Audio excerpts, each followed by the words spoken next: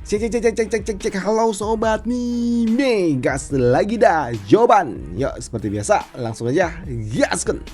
Namun sebelum kita mulai, gue juga mau ngasih tahu dulu kalau video kali ini full dengan strategi politik. Jadi kalian harus sedikit pelan-pelan mencermatinya agar nggak puyeng. Oke, yuk langsung aja kita gaskan.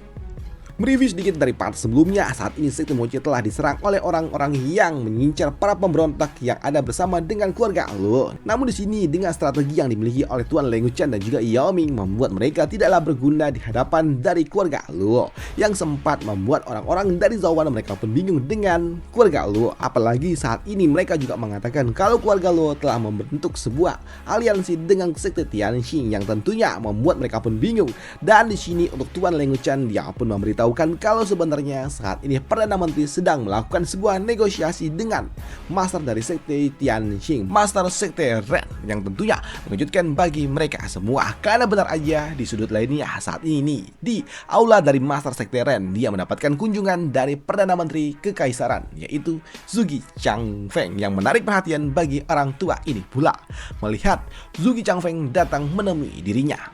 Di sini orang tua ini dia pun bertanya kenapa Perdana Menteri Zhuge Changfeng datang menemuinya secara pribadi, yang membuat Perdana Menteri sebelum dia mengutarakan niatnya dia sempat mengucapkan maaf karena dia pada akhirnya baru bisa pergi menemui orang tua itu. Dan seperti yang Anda tahu, urusan menjadi seorang Perdana Menteri cukup merepotkan. Jadi aku selama beberapa dekade tidak sempat untuk dapat mengunjungi dirimu.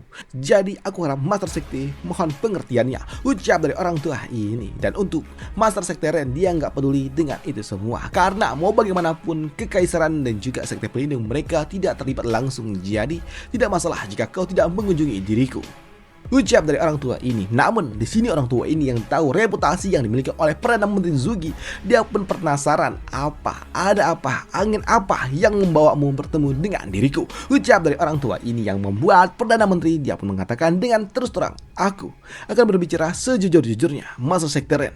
Aku datang bukan tanpa sebuah alasan, dan kunjunganku kali ini adalah untuk meminta sebuah bantuan, ucap dari orang tua ini, yang tentunya menarik perhatian pula bagi Master Sekte Ren.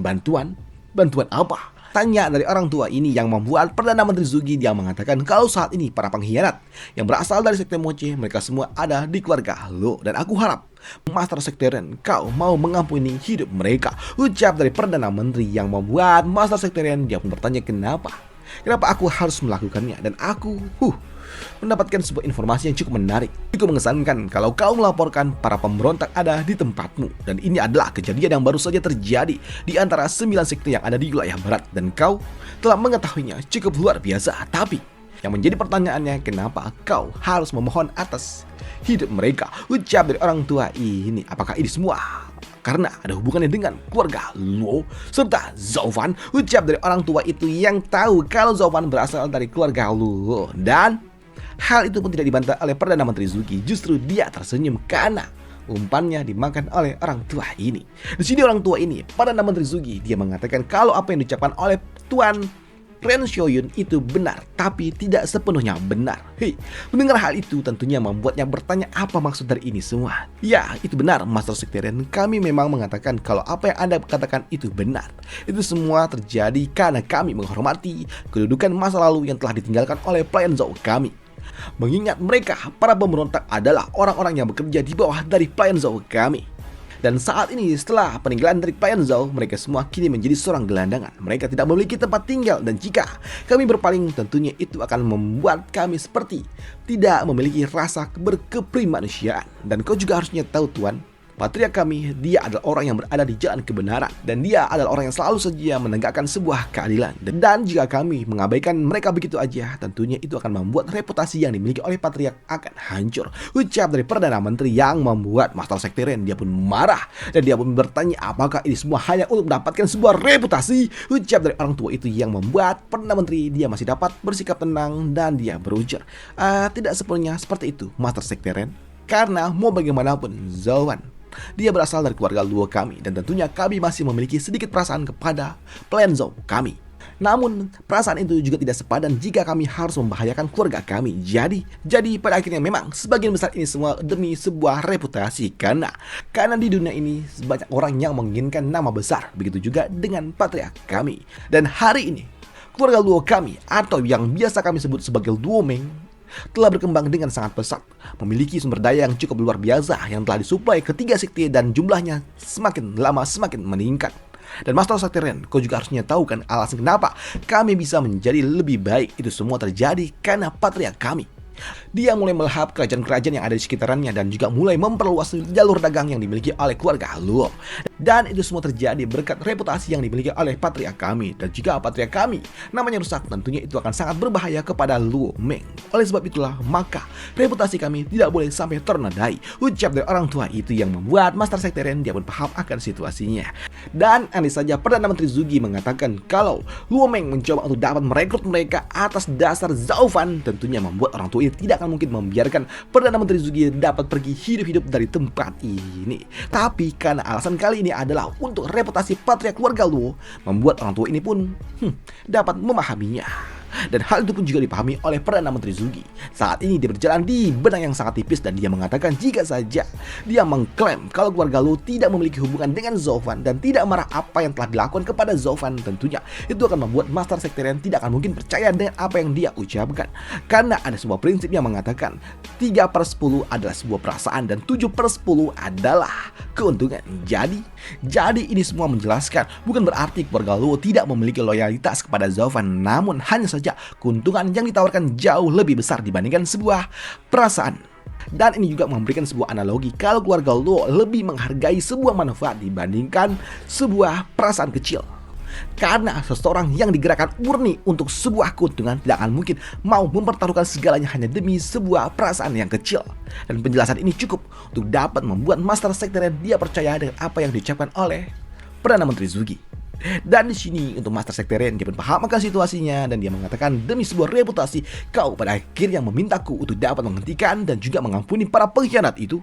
Lantas memangnya apa untungnya untuk diriku? Lagi pula, aku juga telah berjanji kepada Master Sekte Bu Yue untuk dapat membantunya menyingkirkan para pemberontak. Ucap dari orang tua ini yang gak mau rugi juga. Dan itu juga membuat Perdana Menteri Zugi dia pun paham akan situasinya dan dia mengatakan jika saja dia menginginkan orang-orang itu hanya untuk dapat menyelamatkannya begitu aja karena mereka adalah pengikut Zaufan, tentunya mereka tidak akan mungkin mau mengambil sebuah resiko yang cukup besar. Dan alasan utamanya adalah kami ingin menampung mereka karena kami telah memutuskan untuk menyingkirkan Sekte Moche. Ucap dari Perdana Menteri yang tentunya mengejutkan bagi orang tua ini. Bagaimana mungkin sebuah kerajaan kecil berani menyinggung salah satu sekte yang ada di wilayah barat, dan itu adalah sesuatu yang tidak masuk akal. Dan itu juga membuat Master Sekte Ren dia pun marah kalau sepertinya keluarga Luo mencoba untuk dapat menantang sekte, dan itu membuat orang tua ini berpikir kalau sepertinya keluarga Luo tidak bisa dibiarkan, mereka semua harus disingkirkan karena mau bagaimanapun kehilangan Zaufan kali ini ada hubungannya dengan sekte Tianxing, dan itu membuat orang tua ini dia bertanya apakah kau berani menantang. Ucap dari orang tua ini yang membuat Perdana Menteri dia mengatakan tidak Master Sekte Ren, kami melakukan ini semua bukan karena kami ingin menantang, tapi kami melakukan ini semua karena kami ingin hidup dengan damai. Kami tentunya ingin hidup berdampingan dengan 3 sekte yang ada sebagai menghormati perjanjian 1000 tahun yang kita miliki. Tapi kau juga harusnya tahu, kami mungkin aja menginginkan sebuah kedamaian, tapi belum tentu Sekte Moche menginginkannya. Dan aku juga mendapatkan sebuah kabar kalau patriark mereka, Wu Yue, dia adalah orang yang kejam, licik, pemarah, dan juga sangat picik. Dan dia juga tahu kalau Zaufan berasal dari keluarga Luo. Dan jika dia hanya mengincar Zaufan, itu bukanlah sebuah masalah bagi kami. Tapi yang kami takutkan adalah dia akan menyeret orang-orang yang tidak bersalah. Karena mau bagaimanapun dia tahu kalau Zaufan berasal dari keluarga Luo. Dan tentunya aku takut kalau mereka akan mengincar sampai ke akar-akarnya. Dan tentunya itu akan membuat keluarga Luo tidak punya sebuah pilihan lain selain melawan sampai akhir. Ucap dari Perdana Menteri yang membuat Master Sekte Ren dia pun paham akan situasinya dan dia berpikir kalau sepertinya saat ini keluarga Luo dalam kondisi bertahan. Mereka memusuhi Sekte Moche karena mereka tidak mau sampai mereka disingkirkan oleh Sekte Moche. Dan untuk Perdana Menteri dia juga tidak membiarkan Master Sekte Ren untuk berpikir lebih lama, dan dia mengatakan kalau saat ini musuh dari musuhku adalah kawanku. Dan para pemberontak mereka semua adalah orang-orang yang membenci Sekte Xuantian dan juga Sekte Tianxing. Tapi sebelumnya mereka baru saja selesai bertempur melawan Sekte Xuantian, dan itu adalah sesuatu yang biasa yang dilakukan oleh mereka yang berasal dari para sekte. Tapi yang paling mereka benci bukanlah para sekte, melainkan Wiyue, karena telah menyerang mereka dari belakang.